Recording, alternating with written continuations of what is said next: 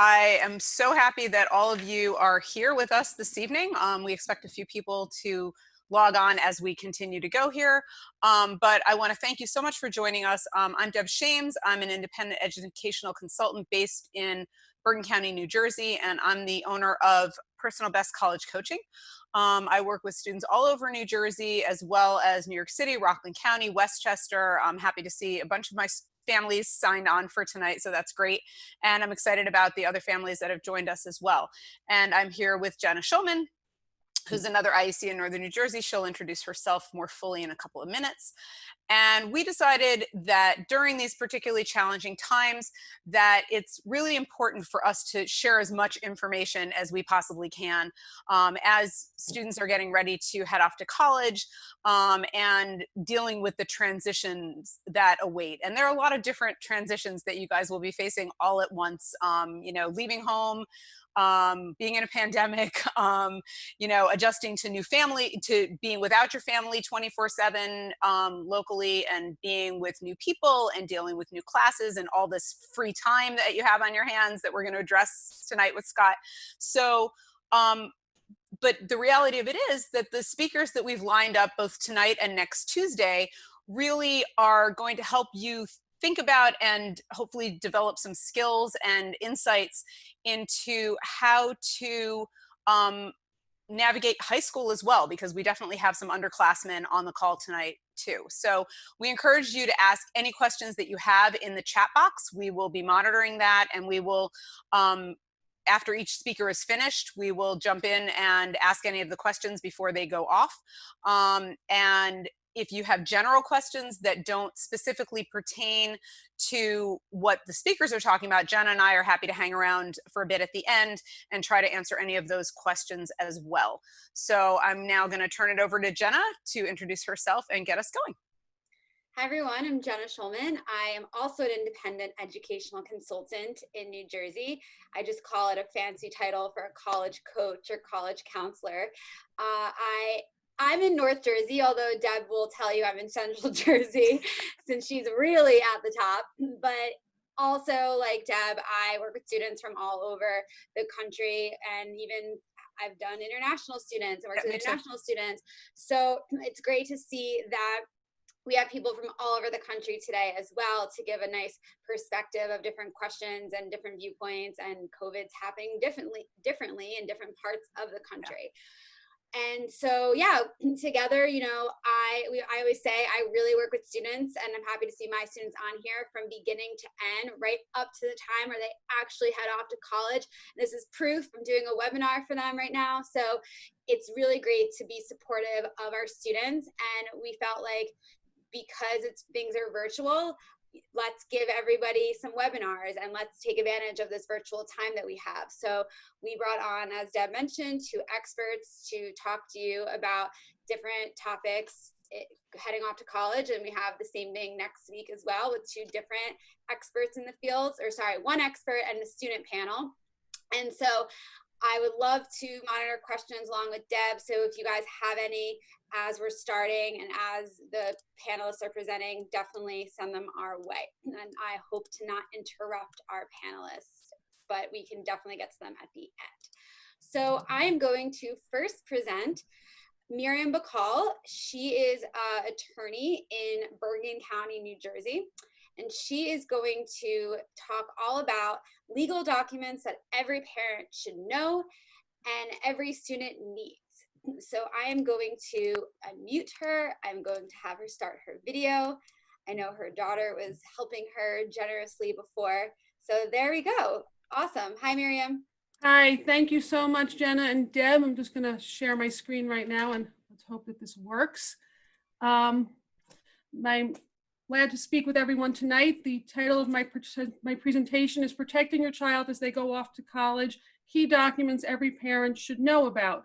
I'm actually really glad to learn that you have some students on this conference tonight, as well as parents, because these documents are for the student and they're about them.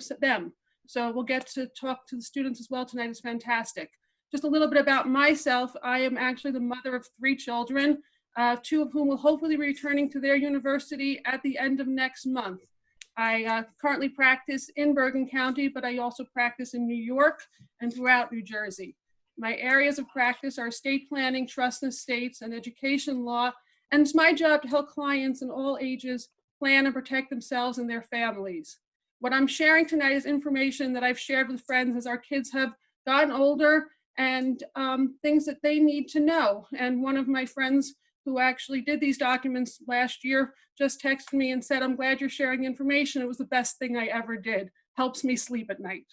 So we're going to talk a little bit about what happens when you turn 18. When a child turns 18, they become an adult in the eyes of the law.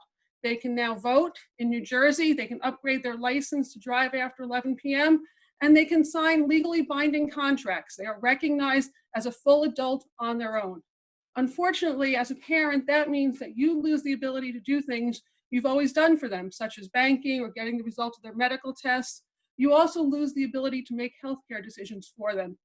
While nobody wants anything bad to happen, and you want to be able to protect your child, and you want to have control over your child's healthcare, you now need some help in order to do those things. You want to have the rights to do the things that are in the best interest of your child, and if they can't help themselves, you want to be there to help them. The documents that we're going to talk about tonight, you need in order to be prepared. So we're going to be discussing 4 documents that empower you to help your student. A FERPA authorization to release, a durable power of attorney, a HIPAA authorization, and a healthcare power of attorney. And I'm going to go through all of these documents slowly this evening. Not the most exciting thing to be discussing documents, but they're important. So I thank you for your time. First off, a durable power of attorney for healthcare and a durable power of attorney may sound similar, but they deal with 2 separate purposes. One is for healthcare and the other is for financial and legal matters. These documents that I'm suggesting are the students' documents. They are not the parents' documents. It's very important that every student be involved in the decisions regarding the drafting of these documents. The students must knowingly and willingly execute these documents that grant powers to others, including granting powers to their own parents. They may have their own thoughts, and so I encourage open discussions with your students before drafting any of these documents. Also, different documents, I'm doing a general overview tonight. Different states, again, people are from many states, all have different requirements. They may need witnesses, they may need to be notarized, they may need to have certain provisions. These are important documents that you need done correctly, so you should seek professional assistance to help you and guide you in the process. The FERPA authorization to release. The Family Educational Rights and Privacy Act, commonly referred to as FERPA, because it's hard to say the whole thing, is a federal law that requires that your college student execute a written authorization in order for you to gain access to their academic records, regardless of who is paying tuition. FERPA was passed in 1974 and has been amended several times, most recently in 2011.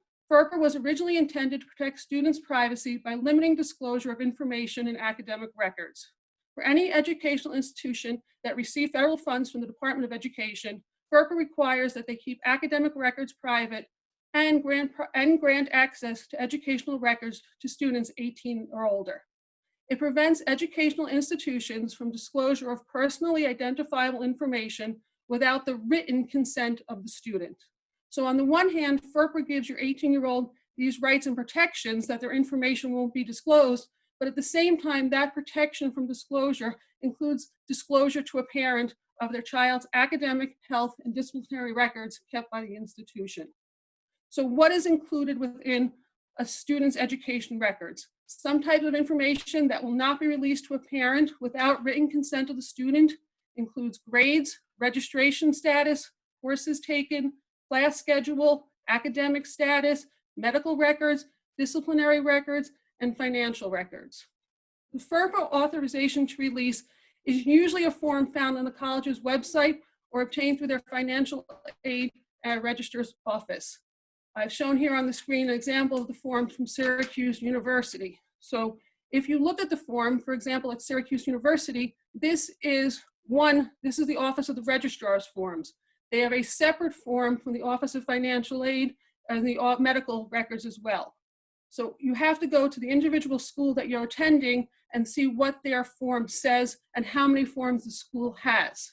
There actually are instances where schools don't offer FERPA forms because they don't accept FERPA forms. There are schools that feel that you are now an adult, you are in college, and the information that your family wants should be coming from you, not them. So they're relying on you to communicate that information with your family. Next document that we recommend for students going off to college is a durable power of attorney. A durable power of attorney is a written instrument under which a person appoints another as their agent and confers upon the agent the power to handle financial and legal matters. A durable power of attorney can be used to manage financial transactions such as bank accounts, pay bills, file tax returns, sign contracts, and other transactions on behalf of the student. So one of the things that you've done as a parent is your child has had a summer job, they have a check, they say, can you go deposit my check for me? So now you're going to walk into the bank, and if you don't have their bank account, the bank can't tell you what their bank account is. If you know their bank account and you want to deposit the check and ask what the balance is, the bank can't tell you what the balance of their account is. Once they turn 18, they have privacy that they don't have to share information with you anymore. So what I try to do with a durable power of attorney is explain to students that it's good to have someone with the ability to help you should the need ever arise. If you need a parent to go to the bank for you and check out what's going on in your bank account, if you need the parent to sign a document for you, it's giving someone the ability to help you. So if you're away and you need to sign a new lease with your landlord, a parent can sign your name to it. It gives the ability for someone else to stand in your place for financial and legal matters. A power of attorney can be effective immediately and remains effective until it's revoked. The student does not need to be under a disability or incapacity for this power to be effective. Generally, with a power of attorney, you decide on one person to whom you want to give the power and be your agent. And when drafting a power of attorney, it's common that you have an alternate agent in case the original agent is unable or unwilling to act with the power of attorney. So now these are two basic forms that we talked about. One regarding release of your education records. This is for your personal, financial, and legal matters. The next two forms that I want to talk about address medical concerns. Nobody wants anything bad to happen, but I had my own experience in college my very first week. I was crossing the street 2 blocks from my dormitory and was hit by a car making a left turn, and there I went by ambulance to the hospital.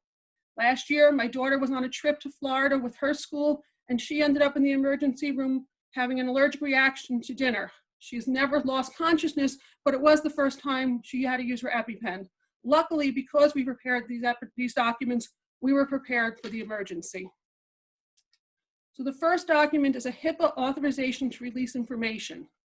The Health Insurance Portability and Accountability Act of 1996, commonly referred to as HIPAA, requires confidentiality of medical information by all medical providers. To get information about your student's health and treatment, you need a HIPAA authorization to permit medical providers to release information to you. Once a child turns 18, like FERPA, HIPAA provisions automatically trigger, and the parent loses the ability to access their child's medical records without their permission. This applies to all medical providers, and even though the student remains on your health insurance policy, HIPAA prohibits you from getting information. HIPAA was designed to protect a patient's personal health information unless they authorize the release of information in writing. While your child may want their privacy on an ongoing basis, a HIPAA release is a good way to circumvent the restrictions in the event of an emergency. So a HIPAA release can be a general release of all medical information, or it can be specific to certain types of information that the student is willing to share with you. So as an attorney drafting a HIPAA release, I always meet outside the presence of the parents to discuss with the student that there may be some things in your medical history that you don't want to share with the parent. These are commonly the sexual history, drug history, mental health, or other details regarding prescriptions in these categories. So any attorney who's helping you draft a HIPAA release should want to speak with the student separately because they can exclude these areas or others that they just may not want to share with the parent. It can be hard as a parent to accept that your child doesn't want to share this information with you, but you are better off having a HIPAA authorization that contains general health information, excluding these areas, than not having the HIPAA authorization in case of an emergency and you need their medical information. The last document that I recommend for students going off to college is a durable power of attorney for healthcare. Once again, at the age of 18, parents are no longer automatically able to make medical decisions for their child. A durable power of attorney for healthcare allows the designated person to make medical decisions on the student's behalf if they're unable to make decisions on their own if they become incapacitated. Sometimes a durable power of attorney for healthcare is known as a healthcare proxy. It could also be known as a health proxy directive. Generally, these documents have the same purpose and meaning, and they come in three parts. The first is the designation of a healthcare representative, and again, like the other power of attorney we discussed, usually an alternate designee. And it's very important that the person executing this document has had conversations with the designee to explain what their wishes are in case of a medical emergency and they're incapacitated and unable to make their own decisions.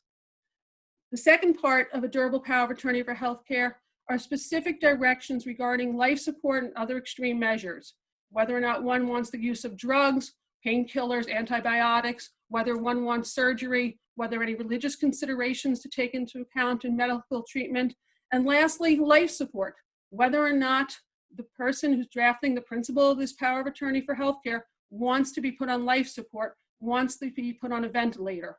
One issue that's come up in recent months with COVID-19 is the use of a ventilator. When we do healthcare proxies, we often have people say that they don't want to be on a ventilator, they don't want to be on life support. COVID-19, we have a lot of people who are recovering on ventilators. They've been on ventilators from some time, they do come off, and they have left the hospital. It may change someone's perspective on whether or not they want the ventilator.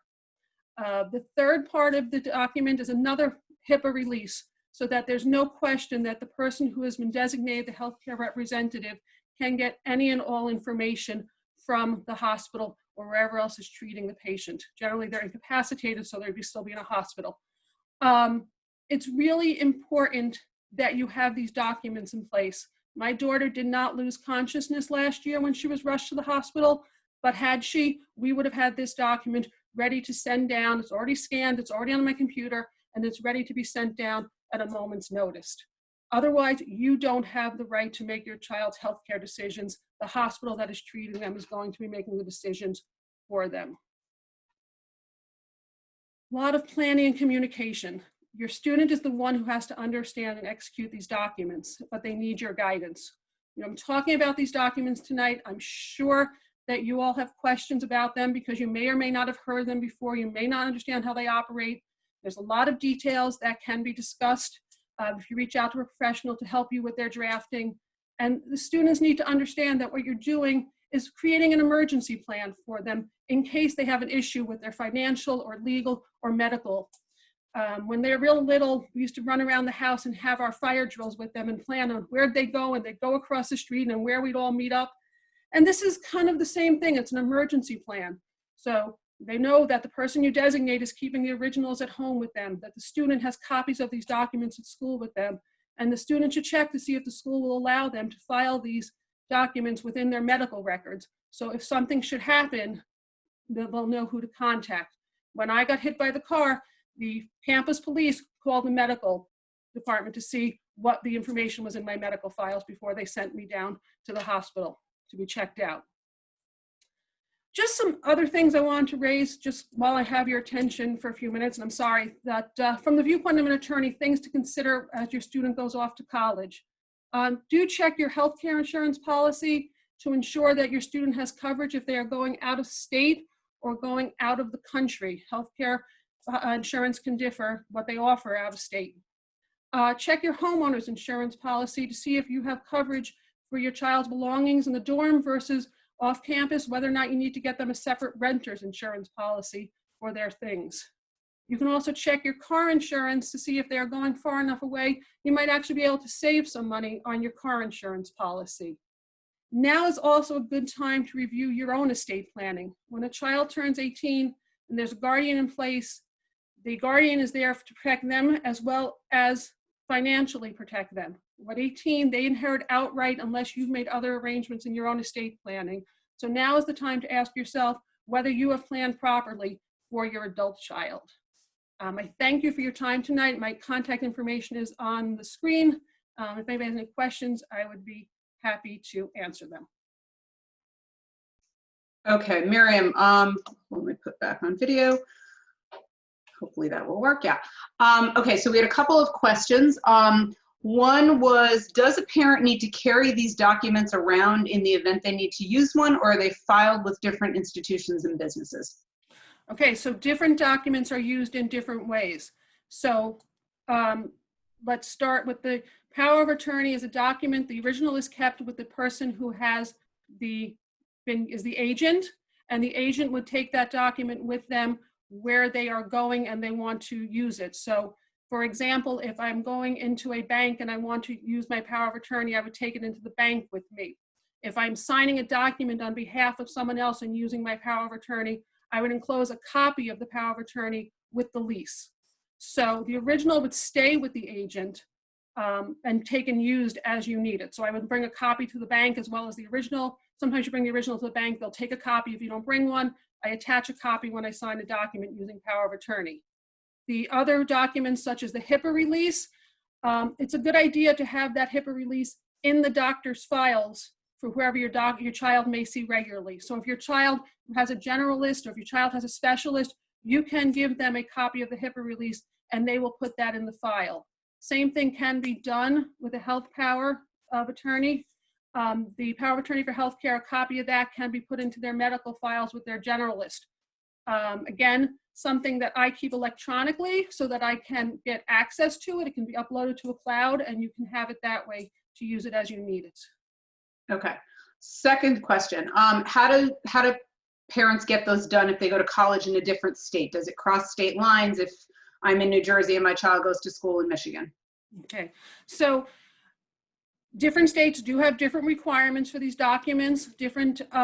So my suggestion is to speak to an attorney and explain to them what you are looking for. It's always good to have these documents in your resident state so that if I'm from New Jersey, my documents are signed in New Jersey according to New Jersey law, and you'll hope that the state you're going to will recognize them. But knowing that your child is going to Michigan, you can speak to an attorney who will look into what the Michigan requirements are and make sure that the documents are drafted to align with the requirements of both states. So one of the things I was saying is some states require these documents to be witnessed, some states require these documents to be notarized. You might be doing both just to cover yourself. Depends on the situation. Okay.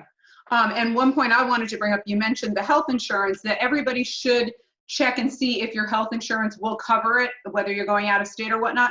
If that happens, this isn't so much related to what Miriam was talking about, but just a general thing, is that if your healthcare works up at college, wherever your student is going, then you will typically want to sign a waiver that you're not taking the college's healthcare offering, because that's usually an additional fee somewhere in $2,000 to $3,000 range, but you'll have to sign a waiver saying that and proving that you have some coverage that will be working up there.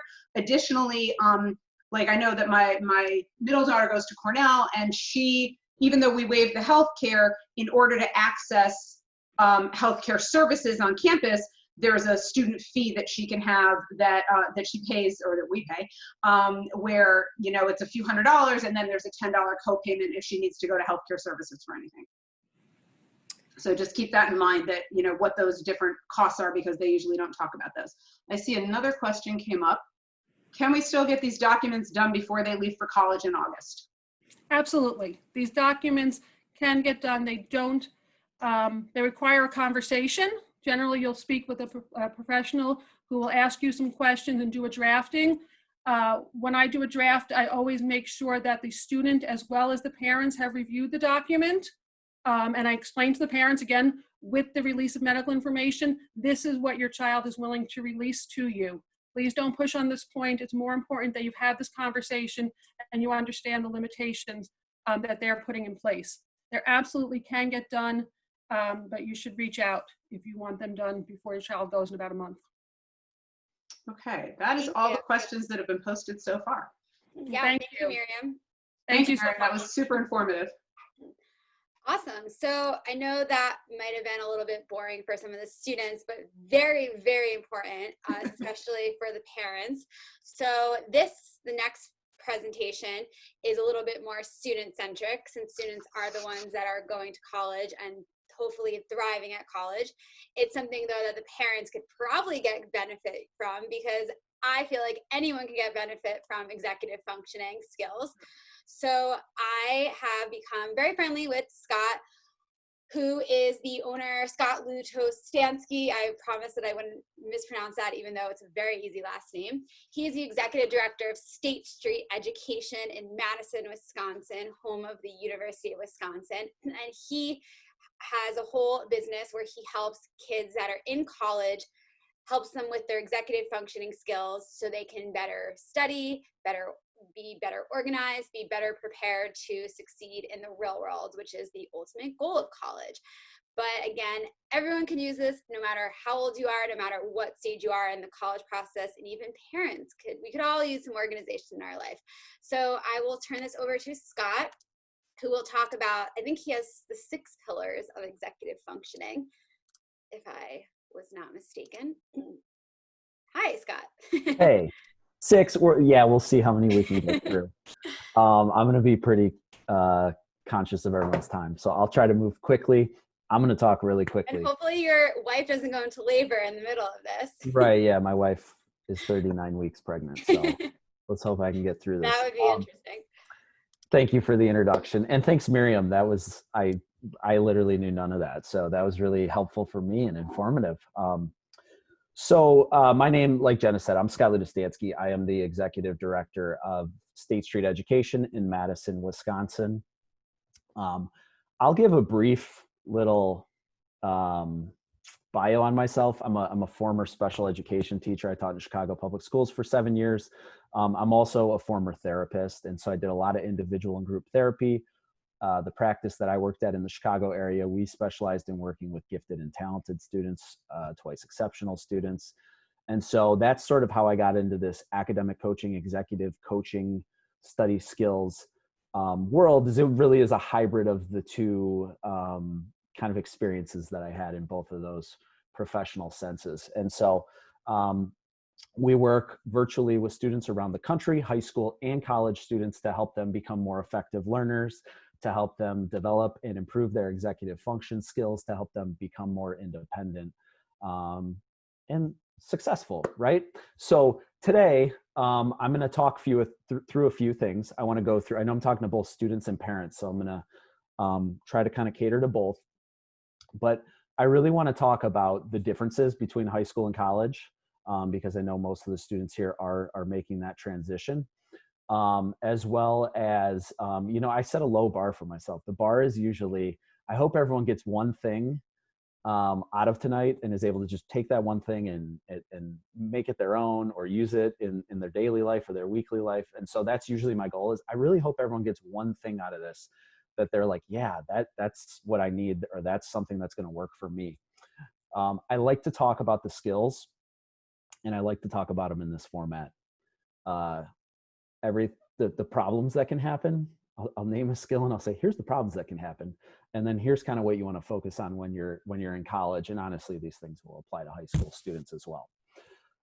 So with that being said, I sometimes jump through what are the executive functions.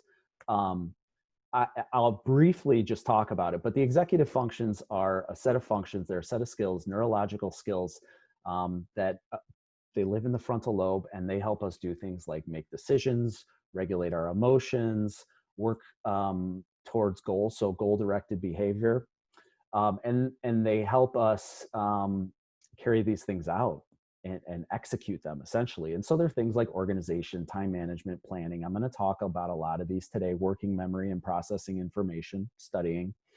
And so they're really things that determine life success. And there's statistics out there right now that say they're essentially as good of an indicator, your ability in the executive functions, they're as good an indicator of life success as intelligence is.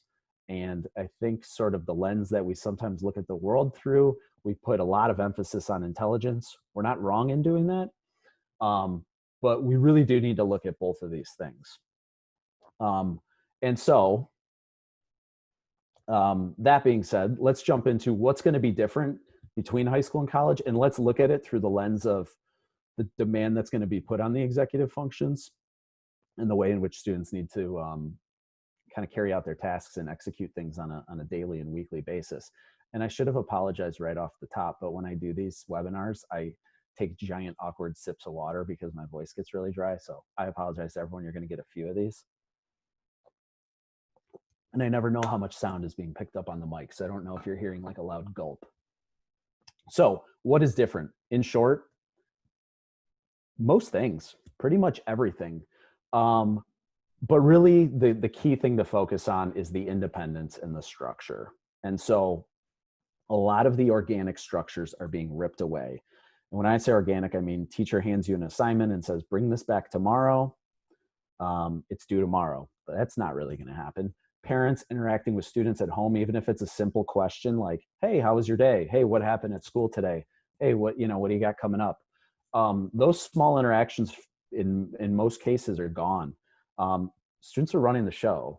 They're independent. They're now managing their lives. If they don't want to go somewhere, they don't have to go there. If it's class, if it's meeting friends, if it's eating, they're doing their laundry, they're managing their finances. They're, some of those, well, Miriam did a good job of talking about all the things that they now can do now that they're adults. And so students really are running the show. And so when those structures are removed, they're not going to school for 8 hours. They're not, they're not busy. Maybe they don't have like a sport every night or a school play or something that they're going to. There's a lot more free time. There's a lot more unstructured time.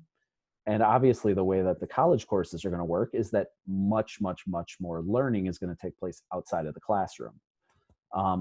It seems like those two things would match up perfectly. Like, okay, I have lots of free time and I also have to get all this learning done outside of class. But oftentimes when it comes to self-regulation, when it comes to managing ourselves and our time, it's actually more difficult when there's less structure.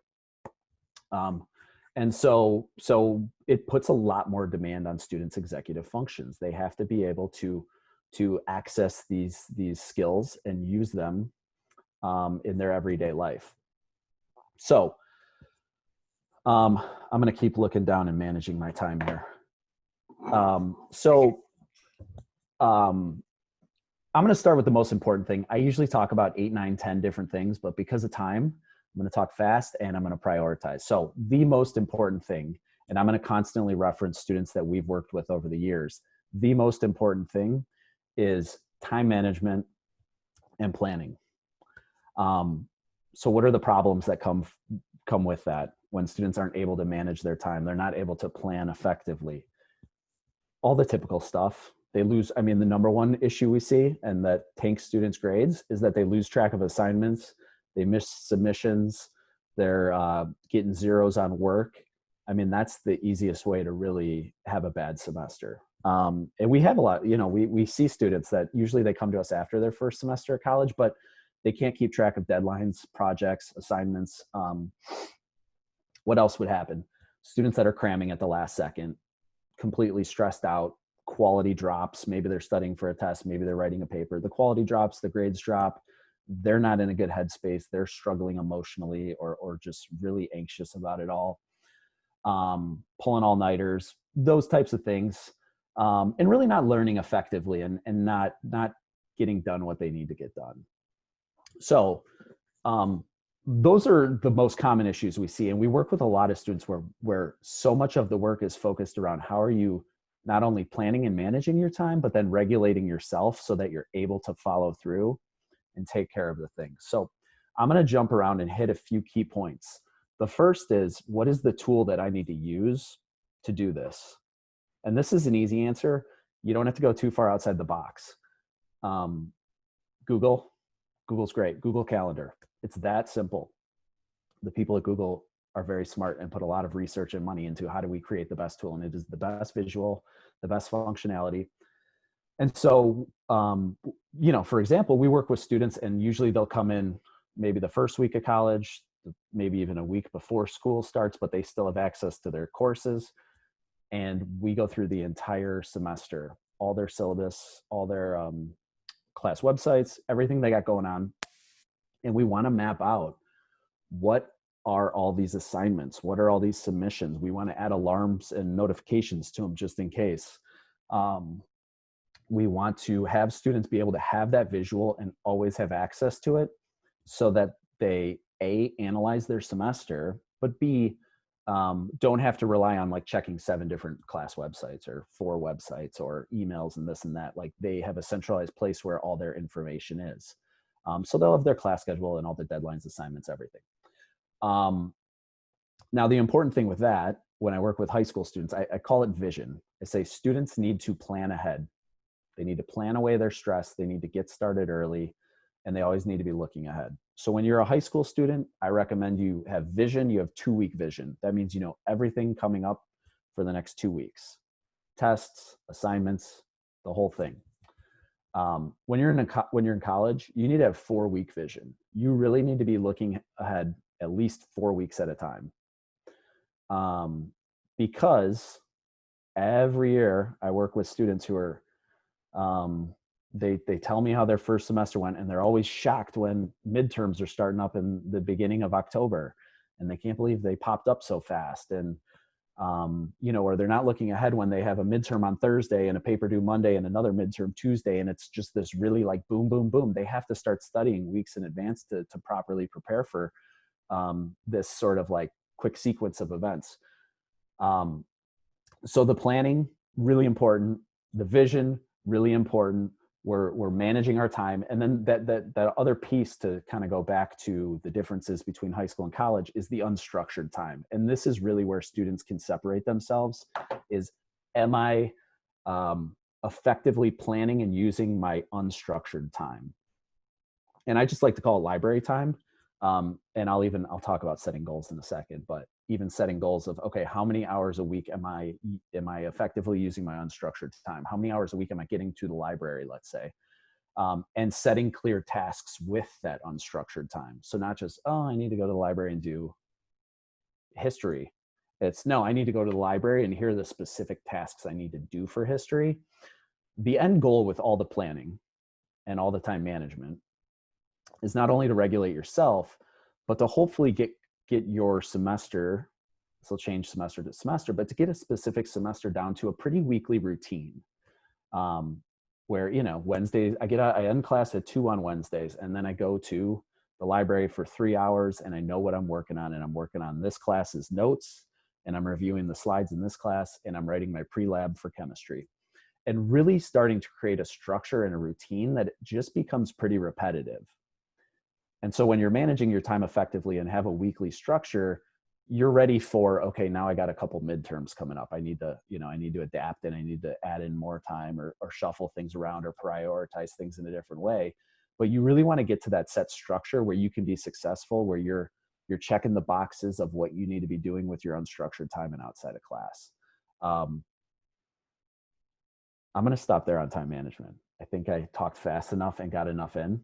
But I hope that you can start to see like everything, kind of all the key components of a college student's life are sort of tentacles that come out of that core skill of managing their time and planning ahead. The next one I want to talk about is not really a skill, but it is directly related to the executive functions, and that's goal setting. We work with students and we set goals constantly, and I think it's really important. And this isn't, you can work with a coach and you can set goals, and it's a lot easier to work with somebody else, and there's a lot more accountability, but this is something that every college student can do on their own. So when you set goals, you want to set big picture goals, and you want to set smaller goals. So of course, set a really effective strategy is, of course, set a GPA for the semester, right? I want to have a 3.6 because I want to apply to the business school, and you need to have 3.6 or higher. I guess you would want to go a little higher, maybe like 3.8, put yourself a little higher than the minimum, but set a GPA goal. The other thing we really encourage when it comes to setting grade goals is set specific category goals. So if your stats class has a 10% attendance grade and midterm 1 is 15% and midterm 2 is 15%, and there's a big project that's 20%. You know, if you're setting a goal to get an A in that class, then you really should be breaking your class down by category and setting goals in specific categories. Now, the purpose is this ties into motivation. This ties into the executive functions in terms of getting started and prioritizing, and the way in which students are working. So I think it's really important to not only make every single piece of the semester personally relevant, but to kind of know what you're shooting for too, and to have an objective for every single thing you're doing. Now, those are grade goals. Students should be setting weekly goals. That's really where, after the big semester piece, it's how am I taking time once a week to think about what I have going on, think about what are the factors that help me be successful, and then setting goals in different areas. When I work with college students, these things can be all over the map. It can be, I mean, like I'll run through the common ones. Attendance, always. Usually, I'll even say the attendance goal that most students I work with set is I will miss one class every 2 weeks. Most students have about 10 classes a week, so 19 out of 20, 95% attendance is usually the goal. It's usually an easy one to hit. But sleep, I've worked with so many students where sleep is their issue, and it is directly correlated to getting to the library, to getting to class, to academic performance. And so they set sleep goals, maybe Sunday through Thursday. That would be a pretty common goal. Sunday through Thursday, I want X amount of hours of sleep. Exercise goals, getting to the gym, working out, pick up basketball goals. I've set them all. How many times do I need to exercise on a weekly basis? Eating, getting to office hours. That's a great one. Meeting with TAs. Like, I need to set up 2 TA appointments this week. I need to get to, 3 different classes office hours this week. Looking at the week and setting goals so that you have clear targets of things you want to hit. I can't emphasize this enough when I work with college students. 2, 3, 4 weeks can fly by with not much happening with your unstructured time, with not taking the initiative and doing these extra things that it takes to be successful. And so I think it's great. It also creates sort of an organic self-evaluation. It forces you to look in the mirror, especially if you write these things down, especially if you're working with someone else. It forces you to constantly kind of assess and look in the mirror and reflect and say, okay, how am I doing? What did I do well? How did these things kind of connect to my academic performance this week, or whatever area a college student really wants to focus on. So I think it's really important to set goals. Most people aren't going to tell you that, but for college students, it's a really good practice. Study skills. This is a whole 40-minute presentation, but for college students to have really effective study skills is, it can save them a lot of time. It can, there's a lot of students who go through college who lack confidence, and it's just because no one ever taught them how to study correctly. So I think it's really important for students to have effective study skills. We actually do a 5-hour study program in the summer, and we're doing it with a lot of, soon-to-be college freshmen and soon-to-be high school seniors. But students can spin their wheels a lot in terms of that. And so in this short amount of time, because I only have a couple minutes left, I will say the research out there says the worst study habit you can have is rereading textbooks, notes, study guides. It's not that it doesn't have negative consequences, but it's just not as effective as other methods. And so in short, the very best thing you can do when you're studying and you want to be effective and learn more and learn quicker is we encode the information, we process it, it gets into our brain. What students need to get really good at is retrieving the information. So you need to actually ask yourself the question, quiz yourself essentially over and over and over, force yourself to retrieve and say, do I know this? Well, let me reach back into my mind and see if that information's there. Let me see if I can pull it out and grab that information and then use it, because that's what you have to do on a test. And so when students reread, which is the most common study strategy in college, they just read something and then they say, well, yeah, I know that. I just read it. Of course I know it. They don't actually force themselves to prove that they know it. And that's the important piece of studying. And there's a whole lot of strategies and methods that go into that. This is like the 2-second overview. And so I think it's so important, and it can really have a big impact on the way a college student sees themselves as a student, or views themselves in the world even. Learning information and being able to be, most people connect it with intelligence. But there are study strategies that can really change things. So I think that's really important. That's the 90-second version of a different 40-minute presentation. And I could keep going. My list is long, but I think this is probably a good stopping point. So I'm seeing the time I'm keeping here on my cell phone. So, Jenna, I will stop right there. I think you start to kind of combine some of these things and put them together, and it's really where students can find a lot of success and really ramp up their executive function skills while they're in college. And definitely while they're in high school. Yeah, and that too. Or life, hey. Or life. Structure during COVID, I think, has been a challenge for everybody. Mm-hmm. Yeah, Scott, so what are like some things that you're seeing with COVID, and what good advice do you have for the free time that so many students have that often cripples them in getting their work done because they don't have this structure? Yeah, so I'm seeing a few things. The first is just it's harder to attend class. Students are getting a lot less out of class. Number one, they're not waking up, showering, walking across campus, kind of having this get ready routine that kind of fires up the brain and gets them thinking. They're sort of like rolling out of bed in their pajamas and watching class. So their attendance is definitely dropping, as well as their kind of processing of information. Class just isn't as effective. They're on their computer. They can pop around on different tabs. Everyone's watching this webinar. I'm sure plenty of people are jumping around on the internet and doing different things. And that's how it is for students now, instead of being captive in a classroom. So when we're working with students, we're really focusing on how can you get to a place, an environment, essentially, that's the right environment. What are all the factors that go into making you more successful? And it really takes a lot of self-discipline, but students have to kind of clear out the distractions, have a system, have a note-taking system, and really have clear objectives of like what they need to get done in each class. I'll even work with students and they'll set a rule of like, my computer has to be 5 feet away from me, or because they just need it like out of arm's reach. So there's a lot more thought that has to go into getting to class, being ready for class, and getting a lot out of class. Thanks. I don't know if anyone has questions, but definitely ask them. I guess I have a question. What do you see as like the number one reason students often drop out of school because they're ineligible academically? I will sort of answer your question. The number one thing that we see with students when they're really in bad shape like that is they start to withdraw. And so it's hard for a parent sometimes to have the full picture.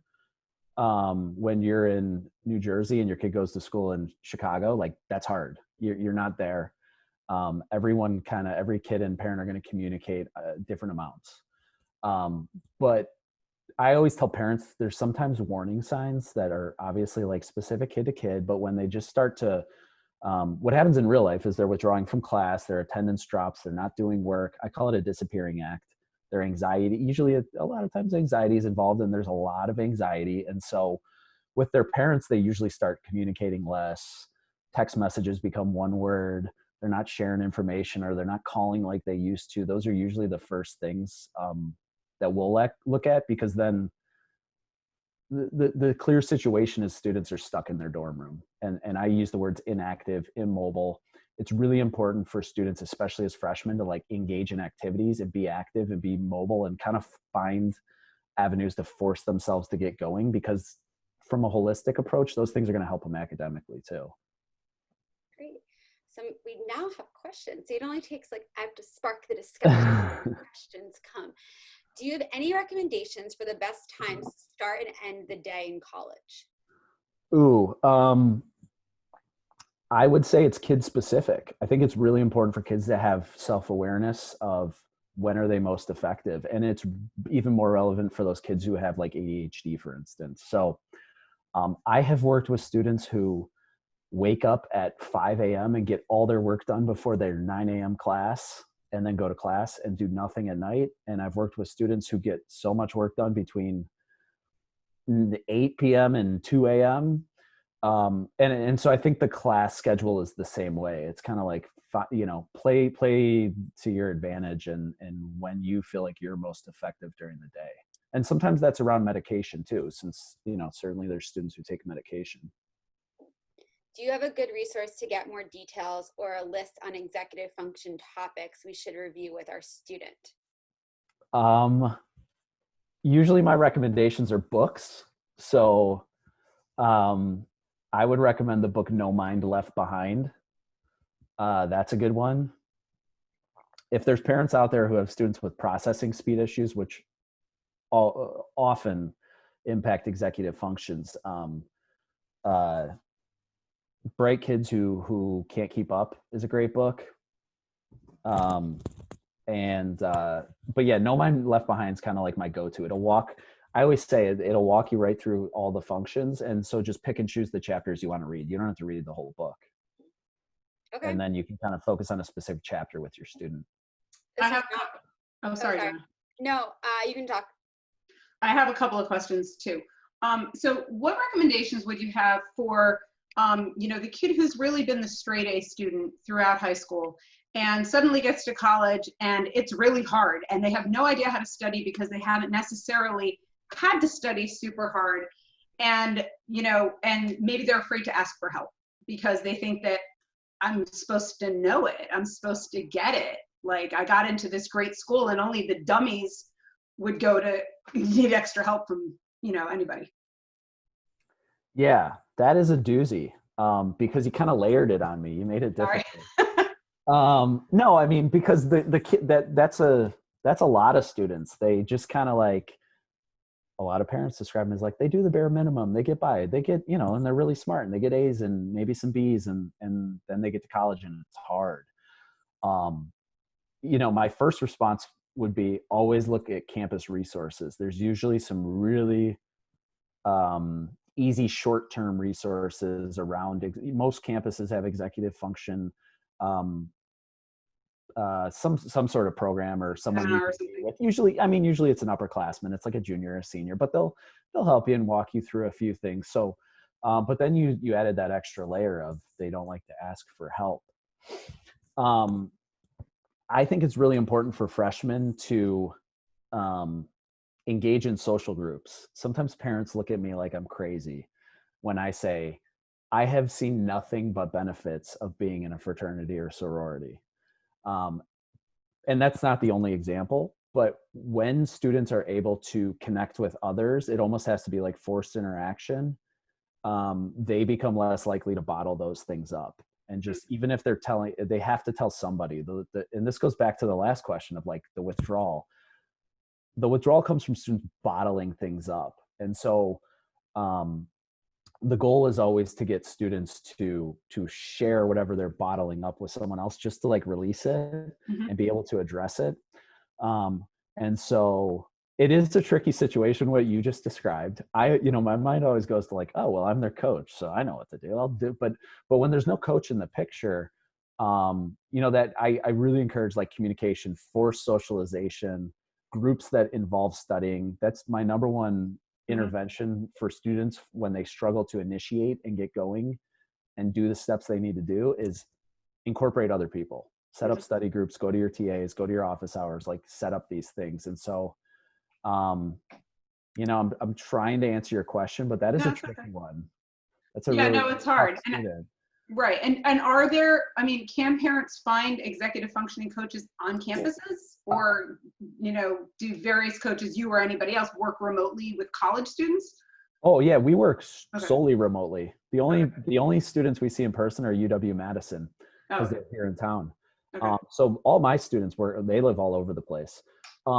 Most big schools and even smaller schools now are starting to have academic coaching programs. So they will focus on the executive functions. Now, the difference between that and like what I do is that that'll usually be like a junior or senior in college that is more like a tutor, almost like a student mentor. And it's usually pretty short term. So you'll meet 3-4 times, maybe. They'll kind of give you some strategies and you run and do it. And so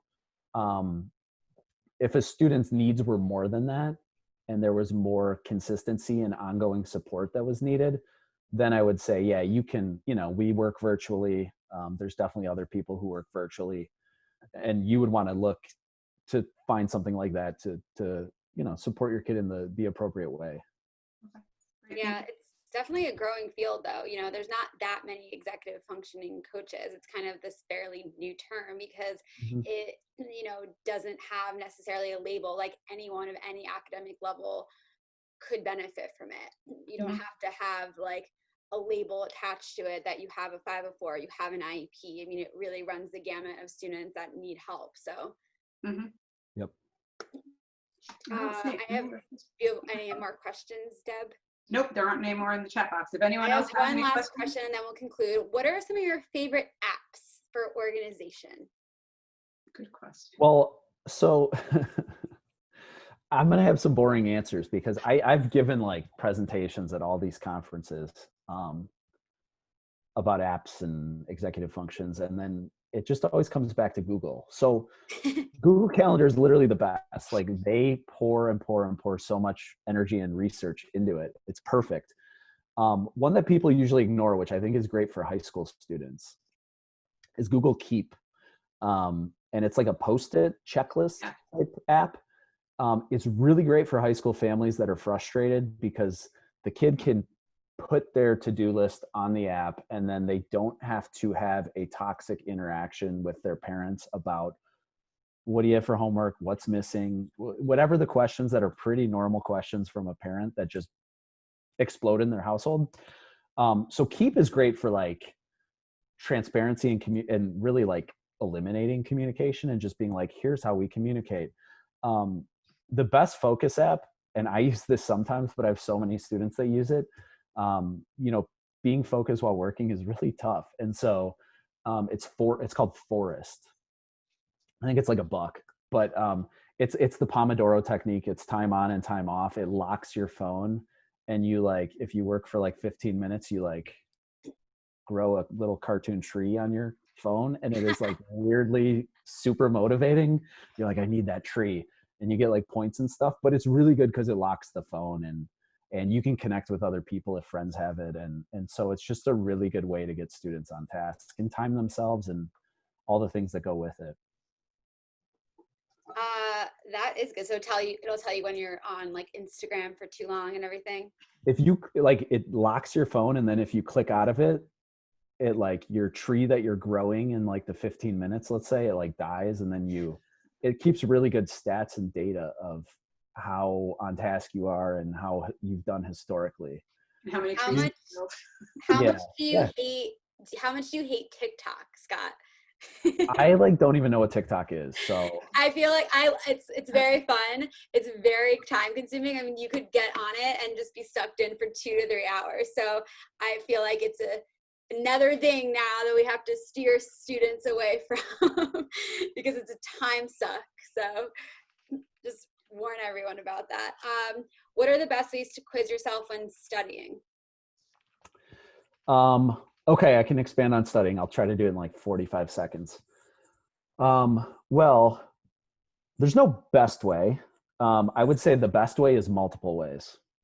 So some people will say like, oh, I'm a visual learner, I'm a auditory learner. Well, learning styles was debunked years ago. What's really true is we process information best when we get it in different ways. So if a student decides I'm going to create a study guide and then I'm going to answer the questions written, maybe they're going to like, they're writing it out. Maybe they're going to quiz themselves and talk out loud as they're doing flashcards. I'm a huge fan of flashcards. I'm very old school. I do like a whole course on like flashcards on steroids, like how to really use flashcards in the most effective way. Do that. I mean, they can teach a friend, like now they're speaking, they can have someone quiz them. Pretty much anytime a student encodes information, they should be trying to they should be taking the information and creating it into a quizzable material. So it might just be like a T-chart on a piece of paper with a line, and you can fold over the piece of paper and quiz yourself. It's just important to keep quizzing yourself in different ways. Not stuck in the same thing over and over and over. Awesome. Well, thank you, Scott. How can people find you if they want to utilize your services or ask you any further questions? Yeah, my email, I know I should have had a slide. My email is scott@statestreeteducation.com. Or they can just go to our website, and there's a contact form there. It's www.statestreeteducation.com. So that's the best way to get a hold of me. If people have extra questions, if they just want to talk, like, I am around and available. Until the baby comes. Until the baby comes, which could be. Okay, so a few people have asked about the recording. I will send the recording out probably this weekend. I have to fine-tune my editing skills and, put an in point and out point and get it on a website. So we will send it, don't you worry. And next week, we have our presentation on Tuesday, July 21st at 7 p.m. Eastern Time. The first one is ways to manage stress in college. We have a social worker coming on to discuss more about the mental health related topics in college. And then we have a lovely diverse panel of current college students and recent college graduates who are going to talk about things I wish I knew before freshman year. So definitely register for those, spread the word, tell your friends, TikTok your friends, and let them know that we are doing another presentation. I'm going to hand over to Deb to conclude. I'm also on Instagram at Get Me Into College, where I post a lot of fun stories, a lot of fun news with the ever-changing college admissions news due to COVID-19 at Get Me Into College. You can also just Google my name, Jenna Shulman, and with the word college and find my website and find me there. So thank you very much, and I'll have Deb conclude.